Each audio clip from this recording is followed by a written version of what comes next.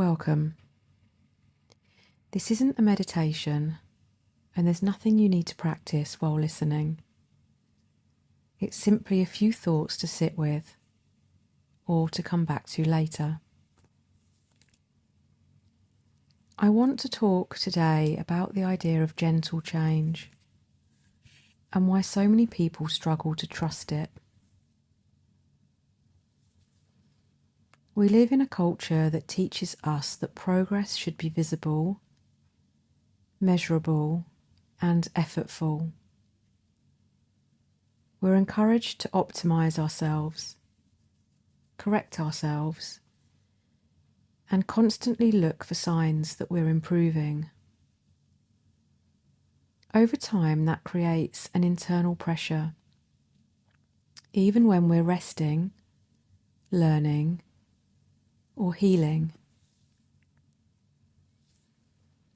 So when we encounter approaches that feel slow or soft, the mind often becomes suspicious. It asks whether we're doing enough, whether we're falling behind, or whether gentleness is just avoidance in disguise. These doubts don't mean you're resistant to growth. They usually mean your nervous system has learned that safety depends on staying alert and productive. For many people, especially those who've experienced long periods of stress, caregiving, trauma, or responsibility, effort became a survival strategy. Pushing through worked at some point. Control felt protective.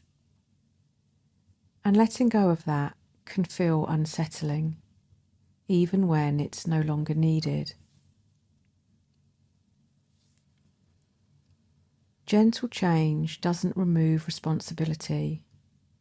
It changes the relationship to it. Instead of demanding transformation, it creates conditions where change can happen naturally. And that difference matters more than it sounds. The nervous system doesn't reorganize itself through force. It reorganizes through repetition, predictability, and safety. That's why the smallest, quietest shifts often have the most lasting impact, even though they're easy to overlook. You might notice this in moments where nothing dramatic happens, but something subtly loosens.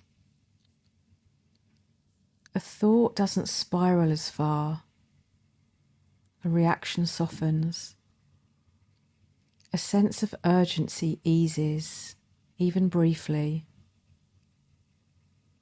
These moments rarely announce themselves as progress, but they're often signs of regulation returning.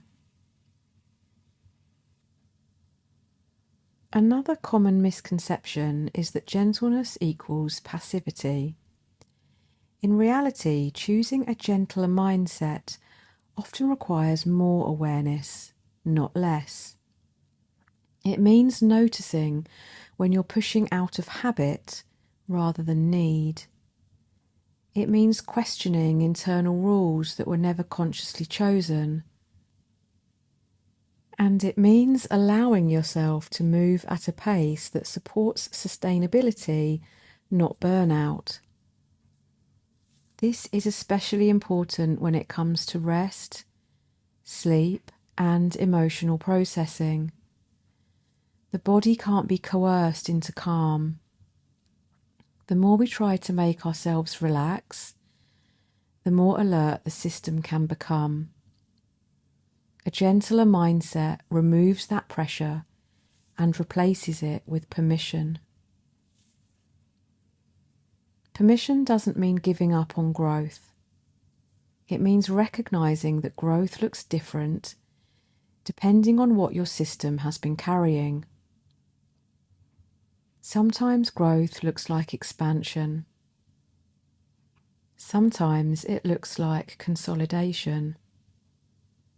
Sometimes it looks like doing less and trusting that less is enough for now.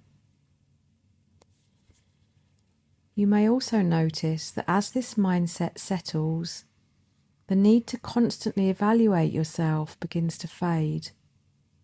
There's less internal commentary, less self-monitoring, and less urgency to get it right. That quietening isn't complacency, it's often relief. Inside my SKOOL community, I share more reflections like this, alongside longer audio pieces that explore mindset, sleep, and nervous system safety without pressure or performance.